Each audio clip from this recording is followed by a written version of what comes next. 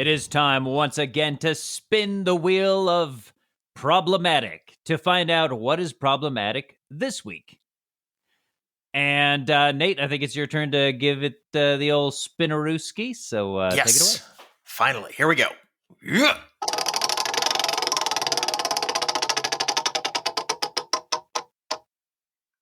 Ooh. Apparently, lemurs landed on lemurs. Sure. Yeah. Whatever. Why not? Okay. Prophecy foretells of a podcast so stunning, so brave, that it could only ever go by one name. A show so woke that it became its own gender. A show so hot that we'll understand if it turns you gay. You're listening to Stunning and Brave with Chris Cowan and Nate Henderson. Welcome. You are listening to Stunning and Brave. My name is Chris Cowan, and with me... Hello, this is Nate. Nate Henderson. We are Stunning and Brave. This is the wokest show ever, and probably the wokest show that ever will be, because we are just that woke, that progressive, that far ahead of the curve.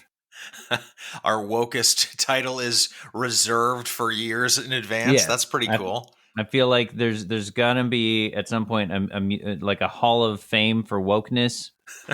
And dude, you know they're gonna legitimately have that in like 20 years. Oh, 100%. There's gonna be just like the woke hall of fame. Yeah. And we're gonna be there. We're gonna be that number one spot. Like, we'll be just like maybe a couple, I don't know, a couple inches ahead of like Rachel Maddow, but we'll be there. Oh, wow.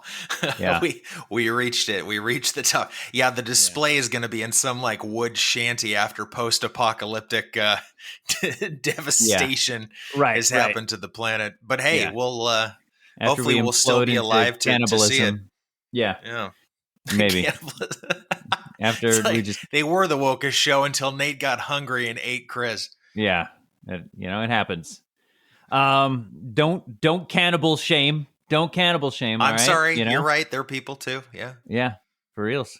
I think, I don't know. We might need to revisit this whole wheel of problematic, because I don't. Yeah. Lemurs. Okay.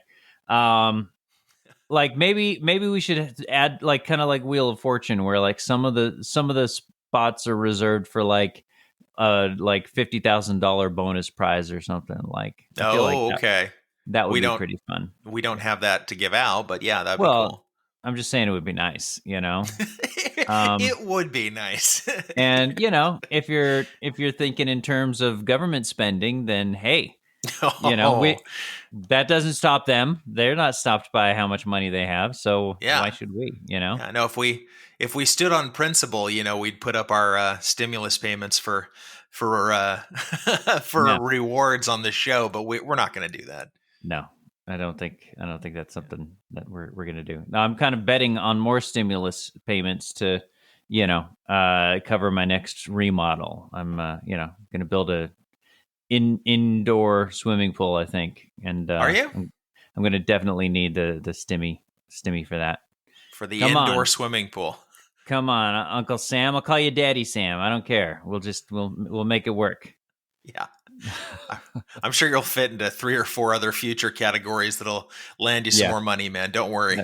That's the goal. That's the plan. It's coming. I'll write a book or something. I can't do worse than Hunter Biden's book. So I'm already. Yeah, not faring so well. No. Did you hear about that? No, I didn't. Please fill me in. So full-on press campaign on all the talk shows, all of that for his memoir. And it sold like 10,000 copies, which is not good. Not for how high profile he's been over the past year or so. Yeah, I do not think they recouped the cost of the marketing. Like 10,000 copies is like Joel Osteen like pisses a $10,000 copybook like in his sleep. This is the weirdest imagery. Joel Like- Osteen pissing in his sleep, pissing a book. Like that's like Missing a that's that's a feat right there. well, That's- that's like, you know, that's the worst kind of kidney stones is a Joel Osteen book. Just like Boy, wouldn't that just add insult to injury? Just it's like not only do I have to suffer through this, but I get a lousy Joel Osteen book out of it. Yeah, Your Best Life Now. I wasn't You living my just- best life 10 minutes ago when I was struggling to get your book out. That is a weird visual. Yeah. It's like I just passed out, and when I woke up, I was reading about thinking successfully. Oh yeah. I was reading about how Jesus is basically the secret Santa. That's right. Is just there to fulfill all my dreams. So yeah. Jesus piggy bank. Yes. Yeah. So anyway, that's my goal. My goal is to write a book that at least outsells Hunter Biden, which I think that's probably attainable. Like that's got to be like Garfield probably still outpaces that. Like, pretty sure you could write an e-brochure that you could hand out more than that. Yeah, I'll do one of those free ebooks, and it's really just like a pamphlet that's just telling them how to give you more money. 3 whole pages. Yes, those are my favorite. I used to do that on the. Oh, I still don't have the harpsichord sound. Oh, how do I still not have a harpsichord? And we've had so many reminiscing moments. That's it. I'm going to find it right now. Now you're going to spend the next 10 minutes looking for that flippin' audio clip. Well, I'll try and fill time. Yeah, you better do that. So, no, it's not a harpsichord. I don't know why I'm calling it a harpsichord. It's a harp. I'll start reading the weather report for the next 5 days. Here we go. See if the audience can guess where we're from. It's going to be hot, even though it's the beginning of May. It's a dry heat. Back in the day, I used to have a podcast called "Oh my gosh, Success Face," and this is just turning into a show where we look back at old podcasts we used to do. Well, Lord knows we have enough material. Yeah, we used to do a podcast called Success Face, and it was like a parody of Entrepreneur and just like this get rich quick and motivational speakers and that kind of thing.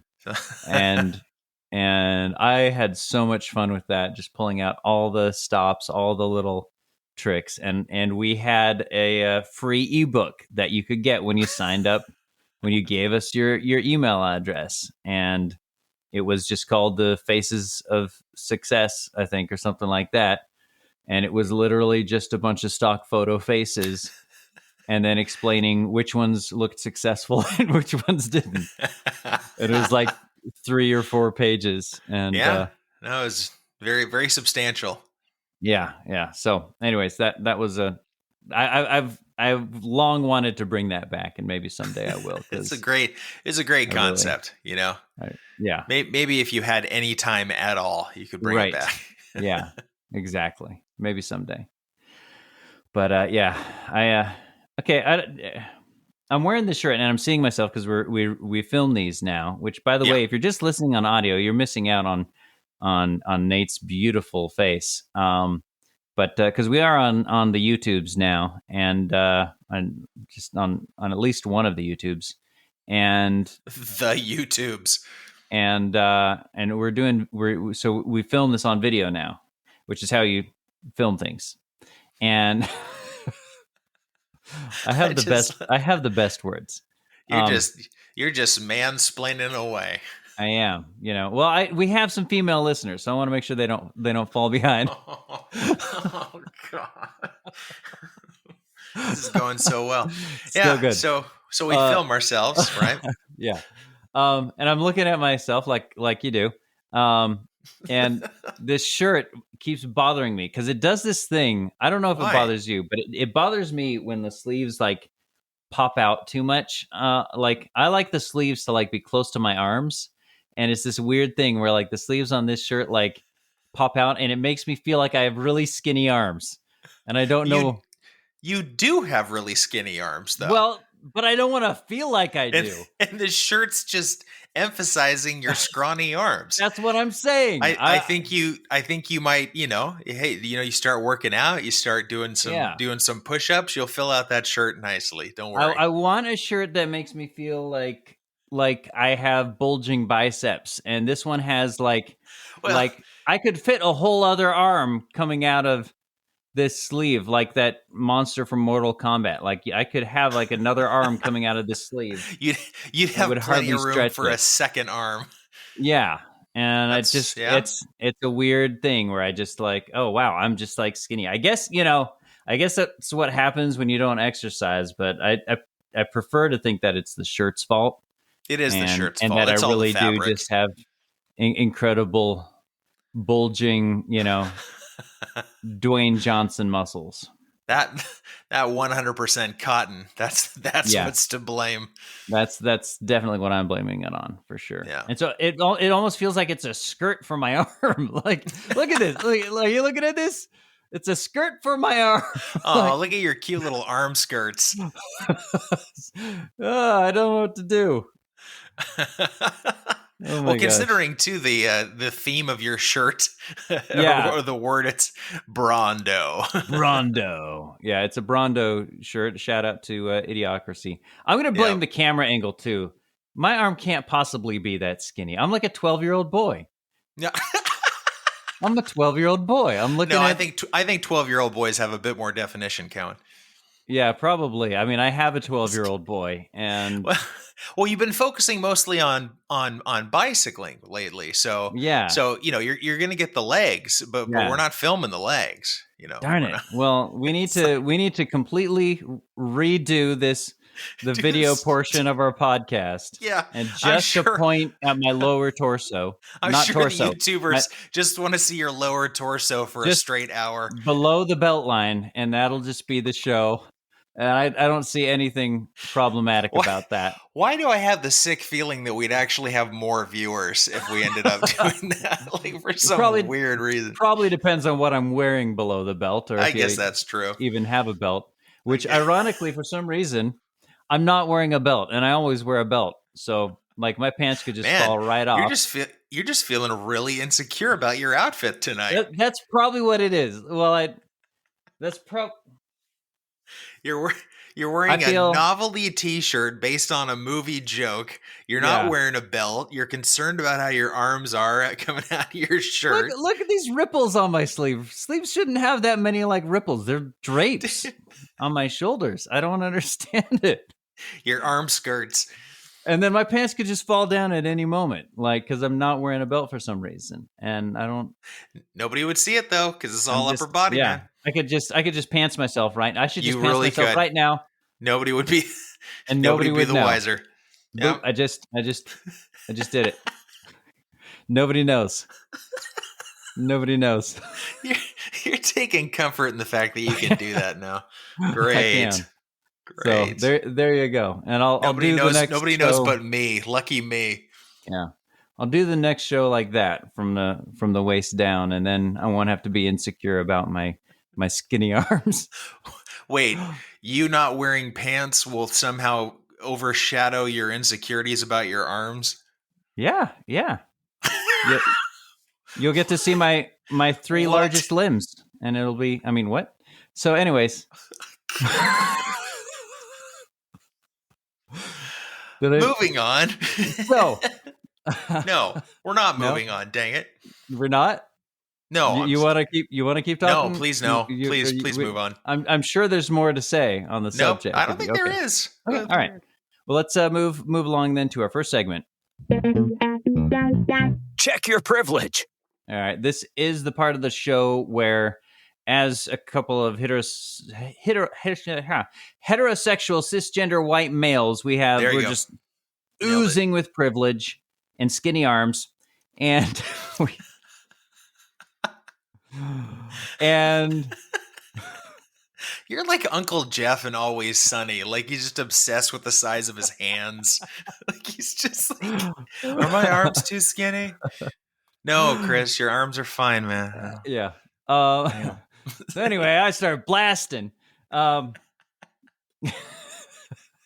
Anyway, so we're just swimming in privilege and self body shaming, and so this is kind of the part of the show where we just like to start off with a fresh palette of just like, let's just cleanse ourselves of this privilege and just talk about some of the things recently that have maybe contributed to or affected our privilege in some way.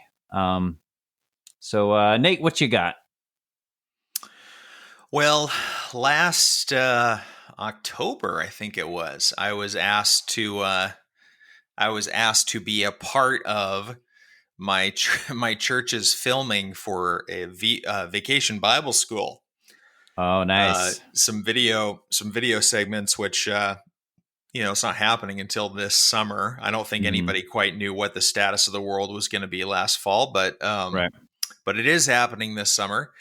And so I said yes. It's been forever. See, that was your first mistake. Yeah. It's been forever since I've been part of a church production. I used to just do nothing but that years and years ago. Like when you had time. With Chris Quant, who fans know of. And so Chris Quant was... Wait, Chris? There we go. Chris Quant was another co-host of several podcasts we did in the past. Yes, he was. I really need to work on that sound effect. It's not quite queued up right. Didn't quite cue it up right. But all right, that's okay. I'm sure we'll get it. So I said yes, and it's been a while since I've done any acting for church, let alone anything else, I think. But the whole theme of the Vacation Bible School is kind of like an espionage, like a spy sort of thing, nice. That they try to tie in with biblical messages. No, that's fine.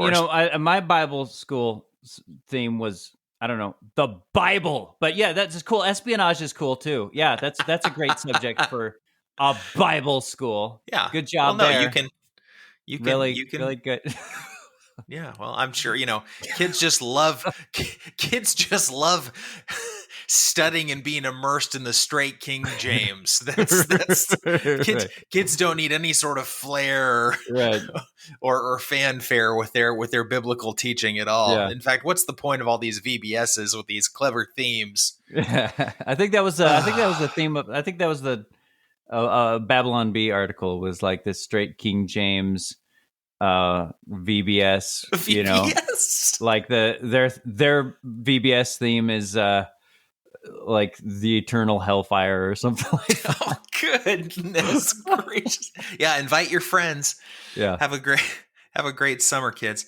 So no, it was an espionage theme. So, with all this cool spy stuff, like, and people wearing like suits and ties and all this other stuff, I'm like thinking, yeah, that sounds pretty awesome. So what role do you have for me? What amazing appearance am I going to make on film? Yeah, I was the nerd. I was the nerd, okay. The nerd inventor who sits in my chair and I invent stuff and I eat Rice Krispie squares and I'm just terribly overweight. That's not the character description. I'm just terribly overweight. Well, and it all gets picked up on film. So typecasting exists for a reason there. So it does. Yeah. I'm going to be, I was about to just list a random type C actor in Hollywood, but nobody would even have any idea who the heck I'm talking about. So just do it. Just do it for yourself. All right, fine. Steven Jablonski. If anybody knows who that is. Wait, I do. That is Mr. Typecast in Hollywood. I don't know how to spell his last name though. I think he was literally in a documentary, I think, called like I Know That Face or something like that. It was all about just supporting characters that will never be A-listers, never be B-listers. If anything, they're C's and D's. And anyway. I can't spell his last name, so I can't look him up. No, that's okay. He's in. People would recognize him if you've ever seen Groundhog Day. He's the Phil. Oh, yes. Yes. That guy plays a goobery secondary in So good. everything he's in. But anyway, Yes. so that was, so I was Phil Collins? Yeah. Phil, don't say you don't need any insurance because you sure do. Anyway. Watch out for that first step. It's a doozy. It's a doozy. So anyway, so they asked me to play a nerdy scientist inventor guy. Nice. So that it was actually I had a lot of fun. I pulled my inspiration from a character on The Simpsons, the long running Simpsons show, who has a nerdy voice like this. And and I just basically used that through the whole scene and ate Rice Krispie squares, and it was enjoyable. Oh, and so it leads me to that was filmed in October. Okay. And they just showed a little trailer for VBS during church on Sunday. This Sunday. Okay. We are in May. Yes. So they've been, they wanted to get that footage early. So It was great because, they show my character, I want to say, for like a second, not even more than a second.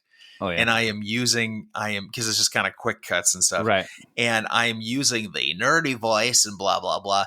And it was family Sunday. So all the kids are in the main church sanctuary. And it was the one time you dropped an F-bomb, wasn't it? It's the one time. Yeah. For whatever reason, the guy who was editing the footage thought it would land and included the F-bomb. And my kids just went ghost white. No, no, my kids were just staring straight at it. This is how I know I succeeded. My kids were watching the film and they had no idea that was even me. Nice.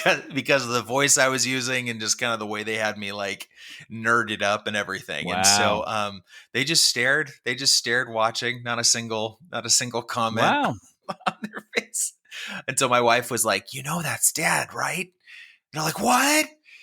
But mission accomplished for my return to the digital screen.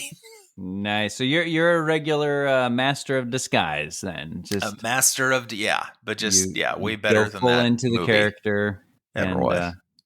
Well, that's again, that movie did about as well as Hunter Biden's book. So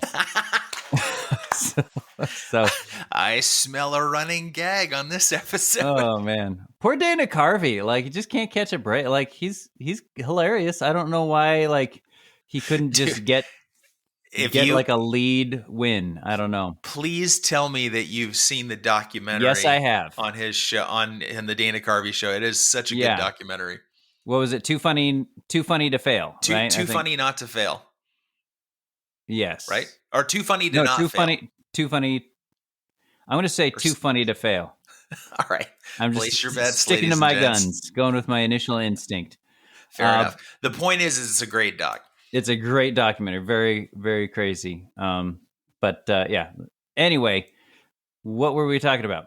So yes, you're the master of disguise. So awesome. Yeah. So now I'm just waiting. Now I'm just waiting for the text to be sent asking me to appear live during VBS week. Right. So, and I'll just say, sorry, got a job, got a full-time job. What are you going to do? Gotta. Right. You're not going to take a vacation day. Disappoint No, the kids aren't worth it, man. No, they're not. Yeah. I mean, come on. Crappy. It's like I can either entertain a bunch of, snot-nosed kids, or I can make some money. Yeah.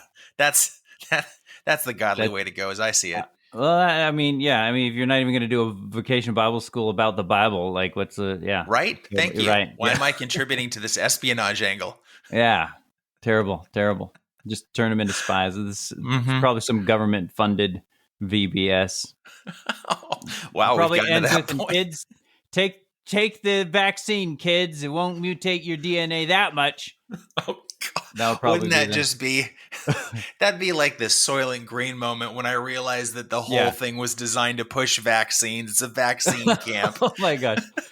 That would be actually, you know what? I don't even care. I want a VBS that's vaccine themed. I think that would be hilarious. I just want to watch the world burn at this point. Like, I would watch a vaccine-themed VBS or a COVID-themed VBS. I don't Oh care. my I think God. that'd be People freaking come hilarious. out dressed as syringes. Hey, kids. Yeah. Some kind of epidemic themed, Oh man. I think it's the way to go. I want to write a skit about that. Yeah, we need to start working on that. We need to brainstorm. It'll be amazing. It'll be amazing. What's going on with you? Well, I was just gonna say, it reminds me of. Did you see the video where like Dwayne Johnson, whose arms are somewhat comparable to mine? Yeah, they're about the same.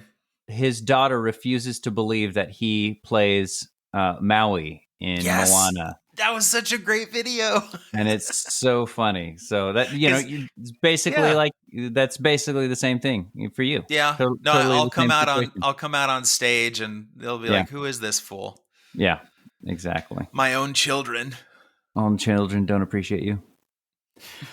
All right. Well, it doesn't get much more swimming in privilege than this. Let me tell you, I've made it. I've made it in life. Oh boy! But I got to find some way to thicken up these scrawny little 12-year-old arms of mine, and so here's the thing. My wife today said, like, we've been interested in joining some kind of gym or something for a while. And so she's like, I'm going to go take a tour of this, it's a racket club, which it's a gym, but immediately if they call it a racket club, if it's a gym and they call it anything other than like a gym or a fitness center, it's like 4 times as much as a regular gym. Oh yeah. No, anything that doesn't have 24-hour in the title or or fitness or something. Yeah. Anytime you use the word club or I'm trying to think other words, you're going to be paying a nice little premium. Yeah, yeah. So the plan was my wife was going to just take a tour of the racket club. Gosh, don't tell me.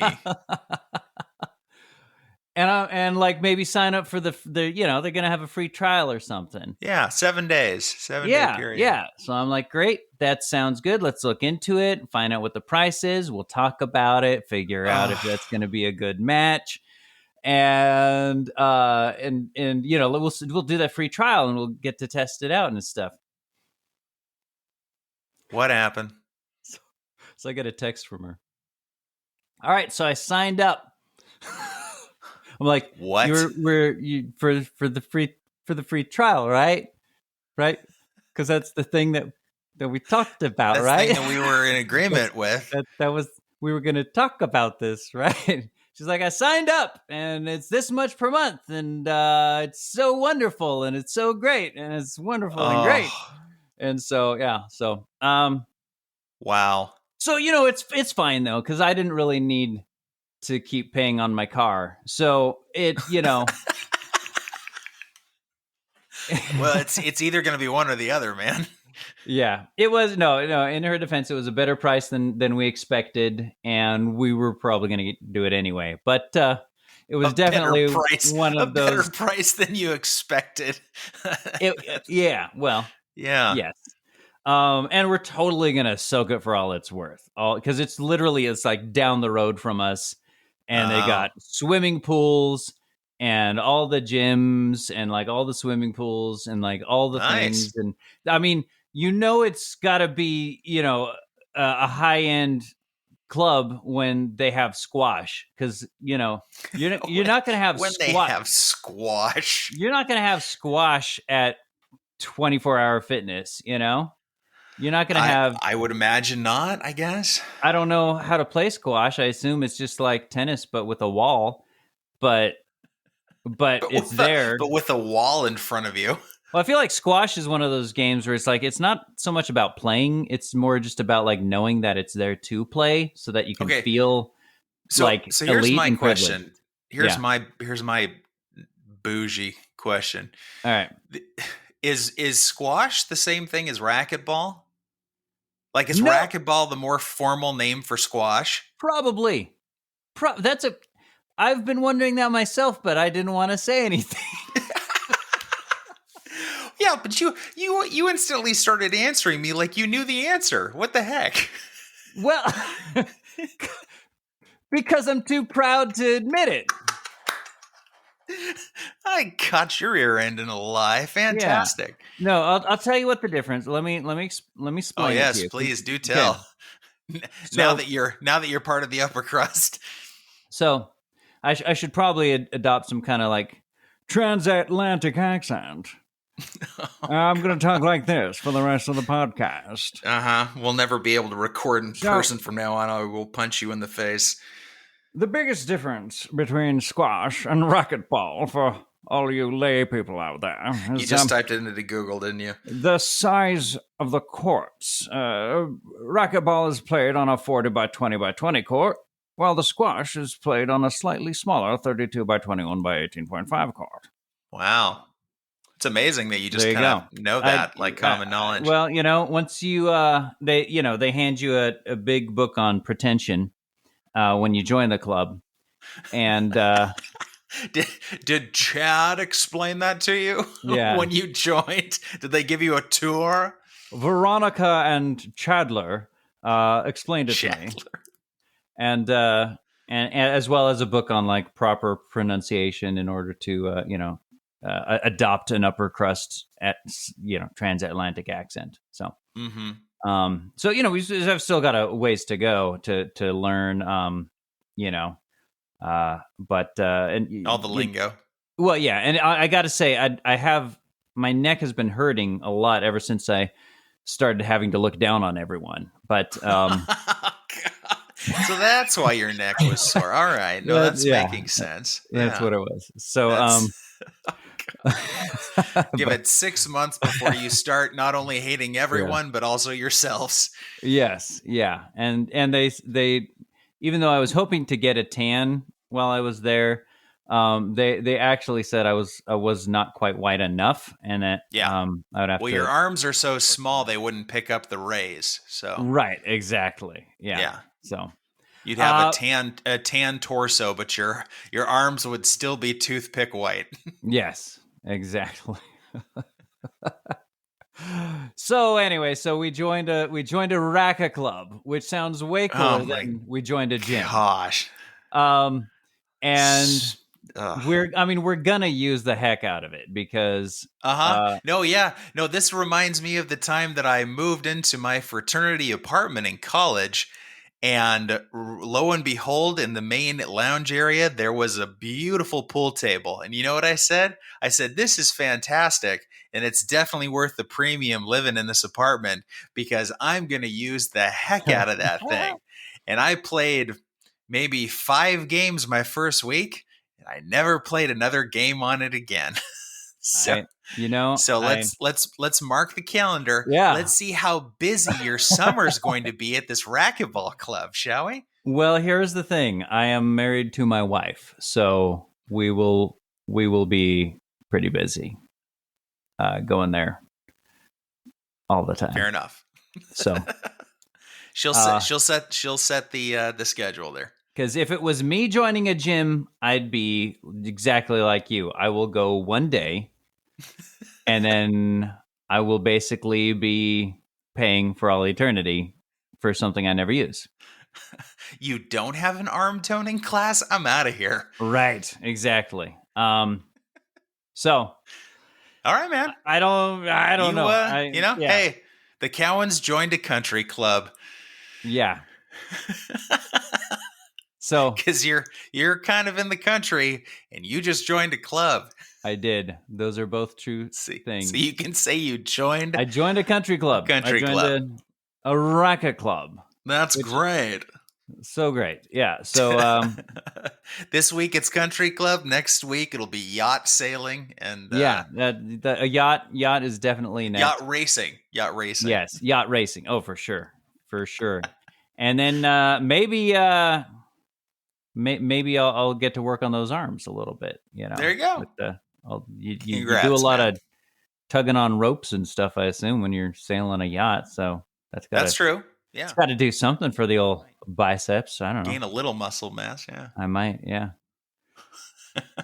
Anyway, so yeah, that's my privilege check. I that happened Wow. today, and we went over there today and went swimming with the kids, and it was lovely, and I just kind of naturally out of nowhere, I just felt this urge to kind of just like pull out a billfold and just kind of Oh God.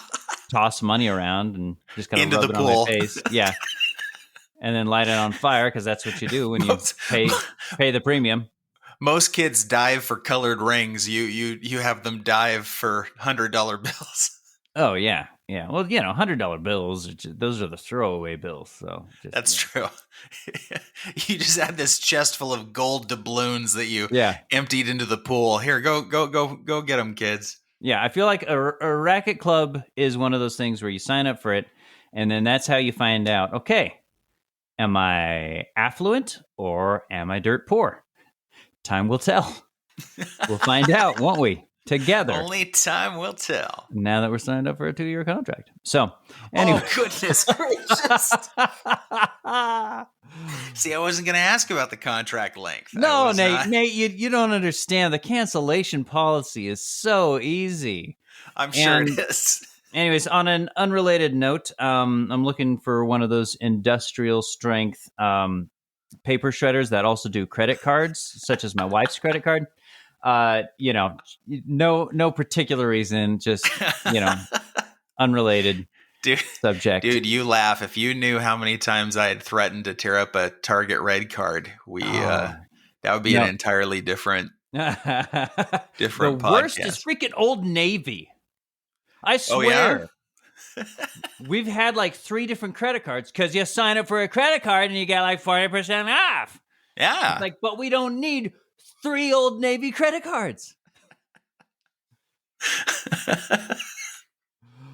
Even the people approving your loan are like looking at the credit report. They're like, really? 3? Oh, okay. Right.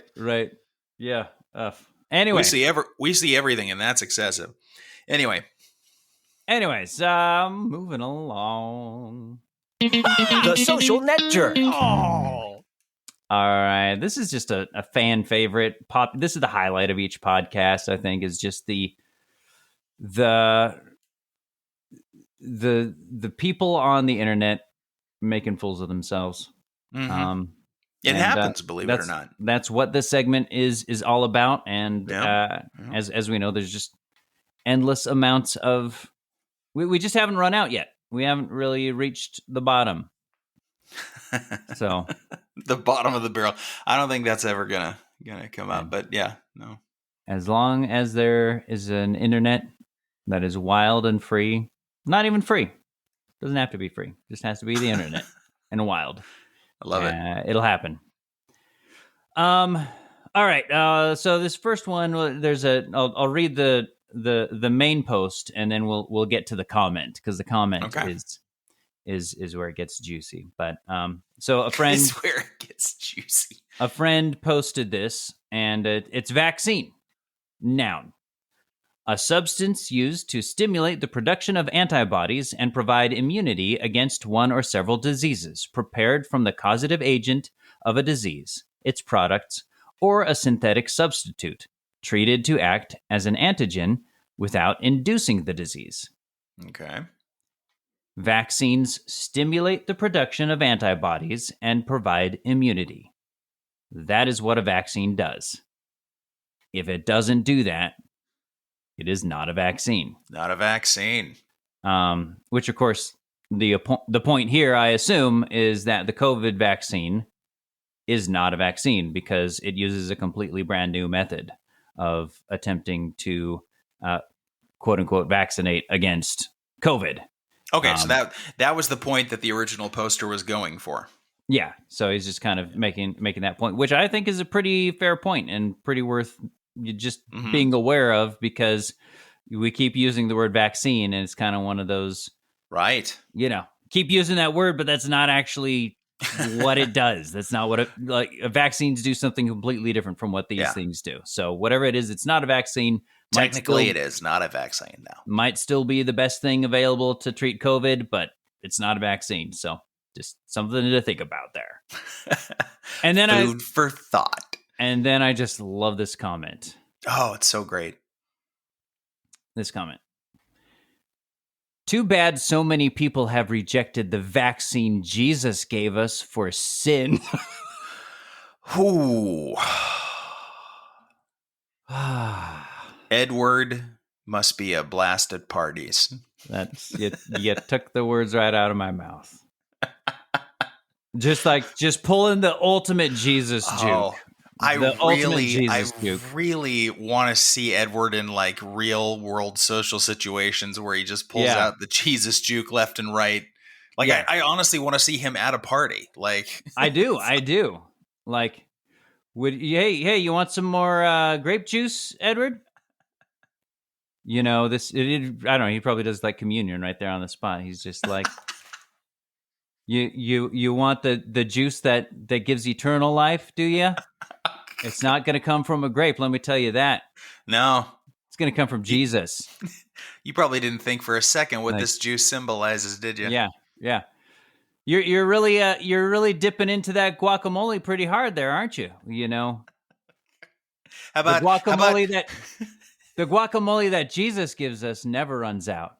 How about dipping your toe into living waters instead? Yeah. Ooh. Okay, but did you need to double dip? I will always double dip into Jesus's love. Good one, Edward. That's a good one. You got me there. You got me there, friend. So good. I just like that is a huge pet peeve, I gotta say. The people who can't just you can't just have a conversation. No, you have to somehow like shoehorn it into a conversation about Jesus. And hey, Jesus is a great thing to talk about. Don't get me wrong. Well, what I love too is that just based on the original subject, you can only imagine the subject of the post. You can only imagine there's going to be some people that have some things to say, right? Because if there's one hot topic nowadays, it's about like vaccines and anti-vaxxers and all this other stuff. And he's like, you know what? I'm just gonna throw this napalm on the fire. Yeah, I'm gonna introduce a third party controversial issue. Yes, and let's see where this goes. Yeah, it's you almost got to admire the brilliance of it, because like what do you do with that? Like what do you say to that? Like just the tenacity. It's to be commended. What do you respond to that? Like, hey, are we gonna cross this crosswalk? Well, let me tell you about Jesus's cross. And that's something he couldn't walk from because he had the weight of the world on his. Just everything is a tie-in. Yes. And don't think that Edward doesn't have the skills to do that, because he does. He clearly has the skills to not to pay the bills, but. Thank you, Edward, for pointing us to what is ultimately the most important. Yes, if I said he had the skills to pay the bills, he'd probably be like, well, you know, Jesus paid the bill. He paid the ultimate bill. Sin. He paid the ultimate bill on that cross, boyo. Let me tell you. I'd be like, that's great, but my mortgage is due. You're like, no, I really am about to lose everything. So. All right. Oh, this next one is a beaut. Oh boy. Wow. So I'll set the stage and then I'll let you take over if you want. But if you're up for it. All right, fair enough. Put the weight on your shoulders. No, set the table. It's a heavy one. My gosh.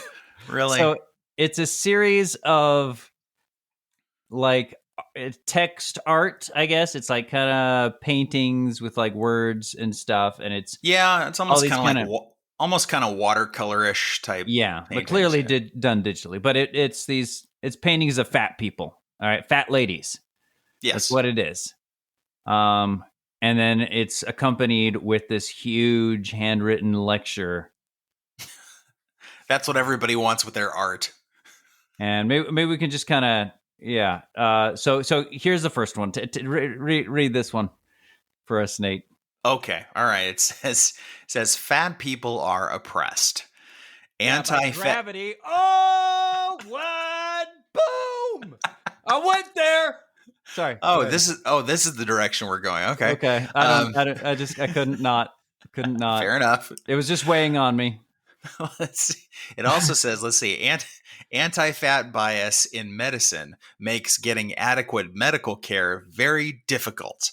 Healthcare providers often dismiss fat people's health concerns due to their weight instead of taking them seriously.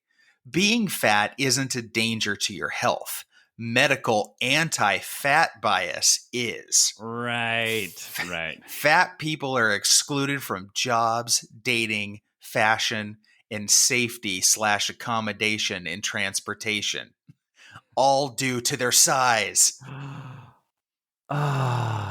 Yes. Yeah. Yes. It's it's a medical bias that your doctor is like, hey, being really overweight causes health issues. Maybe, try to, when there's something really pressing on you, maybe just give some, maybe just consider that as part of the equation in your overall health. I don't know. Okay, and can I just say, and this may be too much information. I used to have a coworker who was she was considered overweight, and so when this bulletin says that fat people are excluded from dating, I can tell you from what she had shared with me previously.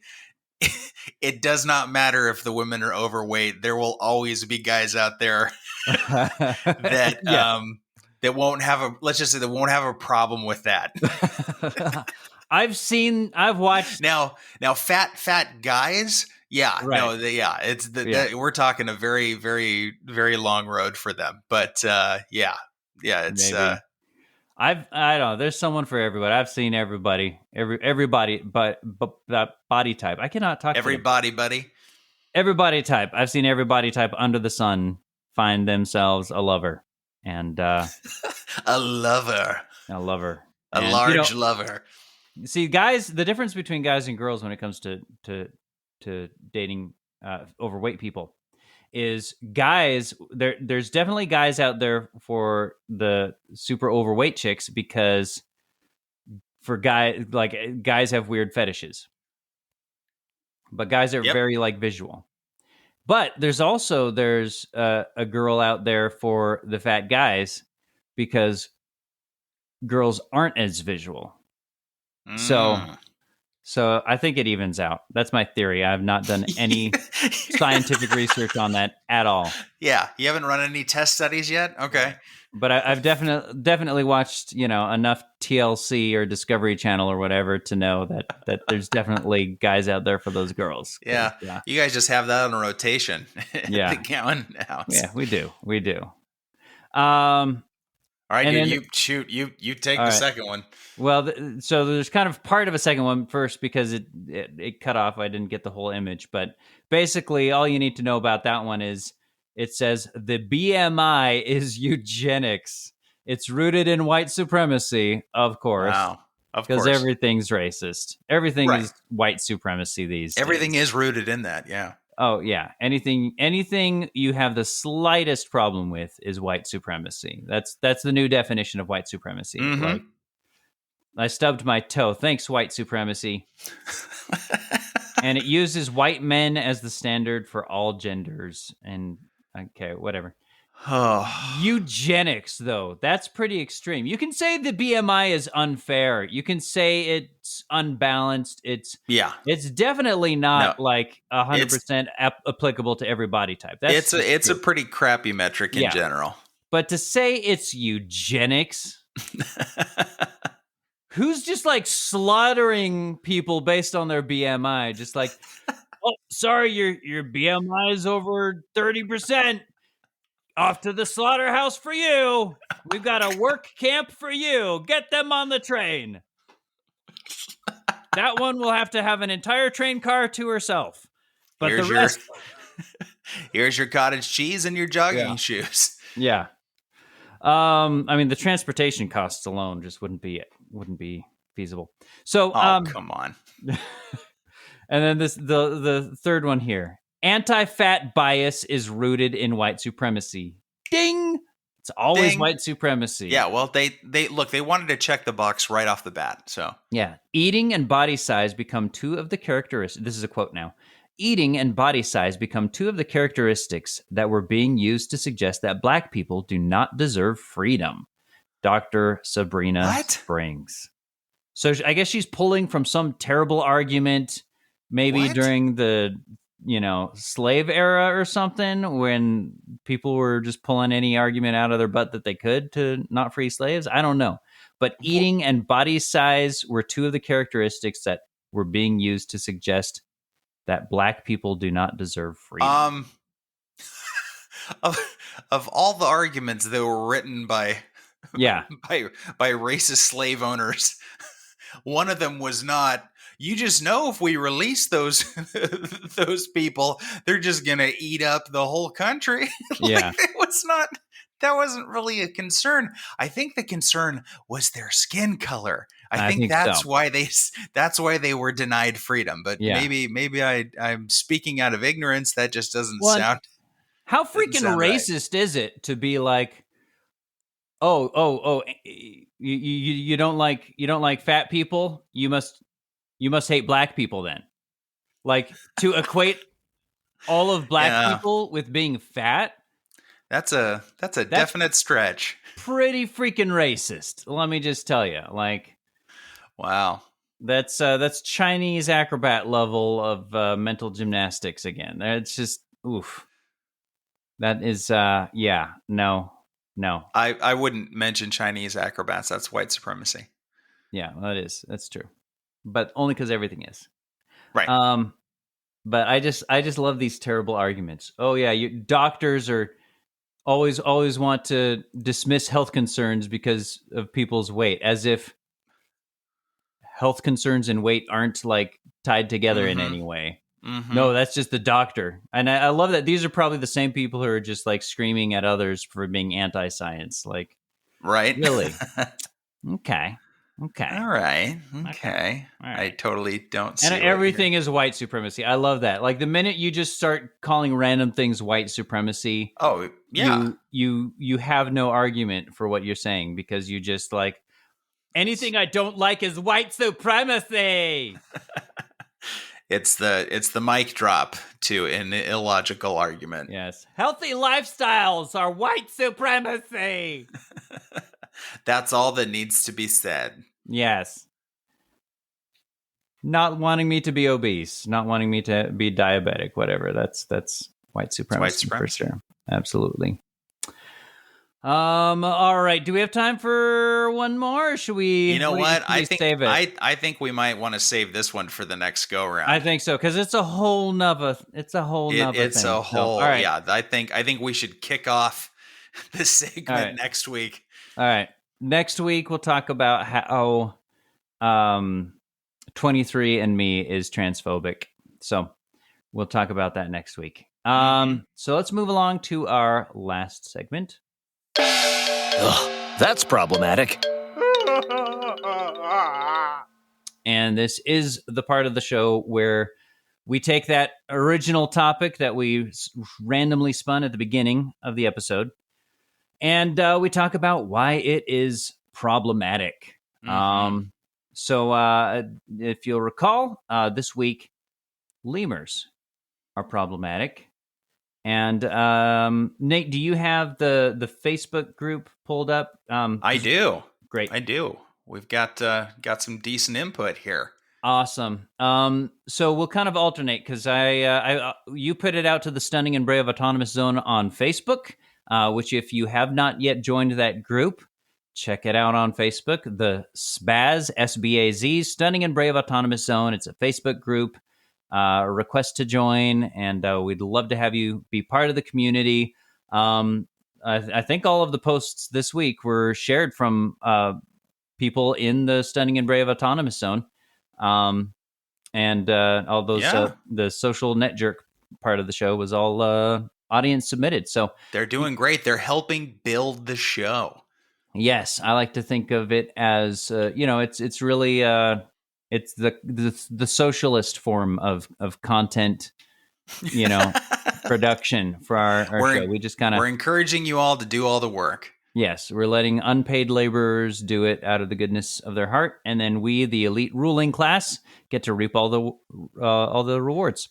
So, and join country clubs, apparently. Exactly. So thank you.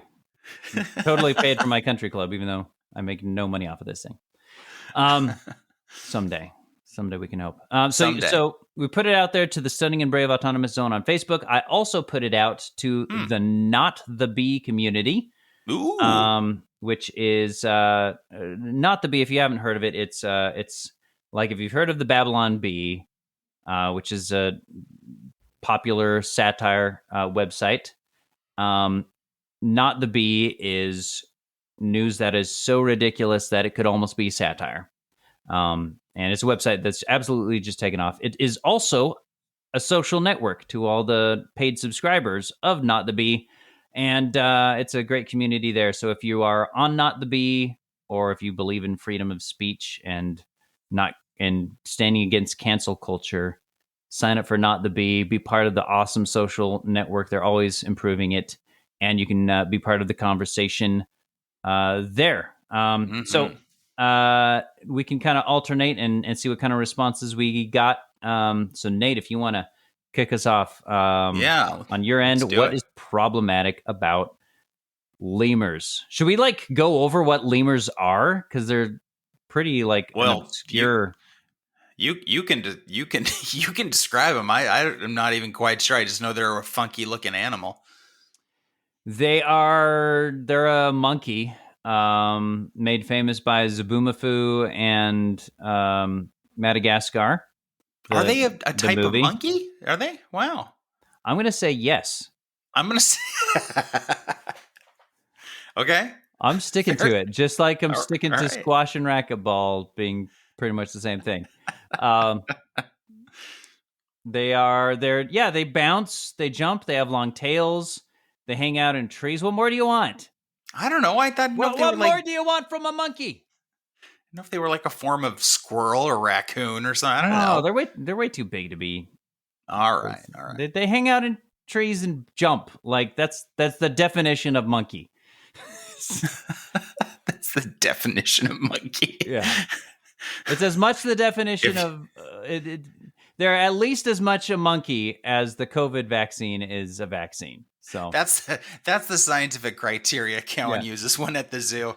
Wait, that thing has a tail and jumps. It must be a monkey. It must be a monkey.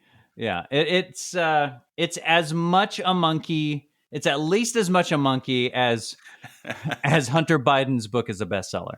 So. There we go. I was hoping for the fifth reference. It's got to circle back, bring it back around. Bring it back around. All right, so kicking it off, what's problematic about lemurs? Robert says they're all followers. No, wait, that's lemmings. So he corrected himself. Good job, Robert. You failed. Conservative press. Man, I really can't talk. I should just quit. No, don't quit. How else will you fund your country club? You need to just finish off the show. I can't even do it. Stop it. Second, you seriously want me to take the next one? I'm turning into Joe Biden. All right. So, conservative professor says they are a poor man's raccoon. They are essentially prairie dogs with big eyes living in trees.